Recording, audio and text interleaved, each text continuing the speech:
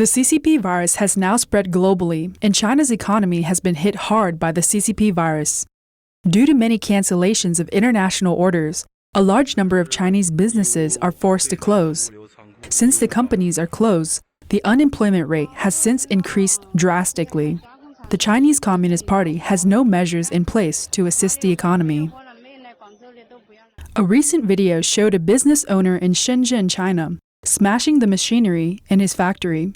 A Twitter user by the name of Bravo for Everyone said, "No orders, no income. The factory owner has smashed the machines, but he still needs to pay the rent." The manufacturing industry in China is facing a huge crisis, but the CCP never implements any actual measures to help, only talks big.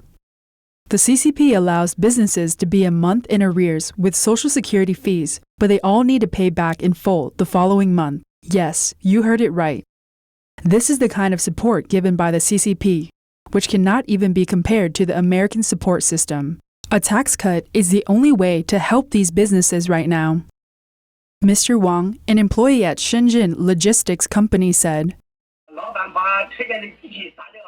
"I have seen the video of the owner smashing his factory machinery. It is quite difficult for these small factories as a whole. Many factories have closed down, especially companies relying on international trading.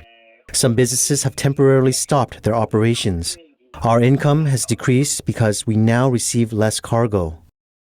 In addition, the CCP forced businesses to reopen and resume operations even though there are no orders. A video circulating online showed a factory engulfed in fire. It is said the factory owner set the fire because he cannot maintain the factory anymore. He can report the fire damage and receive insurance compensation for it. Mr. Zhao, an employee at an advertising company in Guangdong, said, "The internet shows that people are burning things like account books because the pandemic is extremely serious and all business has been affected. Many small and medium-sized companies have debts to repay, and they're having huge difficulties right now since they're not receiving any orders.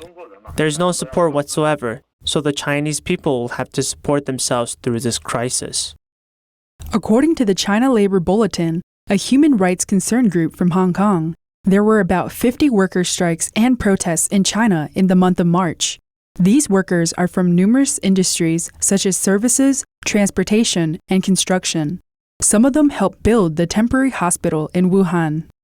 A video from last week showed that the unemployment rate has increased so much in a city in the southern part of China that people are crowding on the streets even though most of the shops were closed.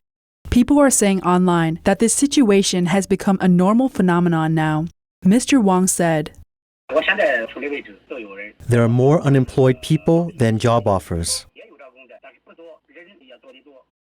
Mr. Liao, a villager from Hubei province, said that many villagers returned to Hubei province after trying to go back to work when the factories reopened, but there were no orders to fill, and they cannot find another job. He said, "There are no job offers out there right now, and many international orders have been canceled due to the pandemic. Basically, we do not have any work to do, so we came back home. It has been like this for many months now. We are having trouble carrying on our lives since we have no income, but nobody cares about this situation." An insider from the well-known appliance and electronics manufacturer in China, Hisense Infotech, revealed to Caixin Media Company Limited that the company will lay off about 10,000 employees before the end of May. Moreover, Chinese automobile companies such as SAIC Motor, Jingling Motors Company, Beijing Hyundai Motors Company, and Weltmeister Motor Technology Co. Limited are planning to implement employee pay cuts.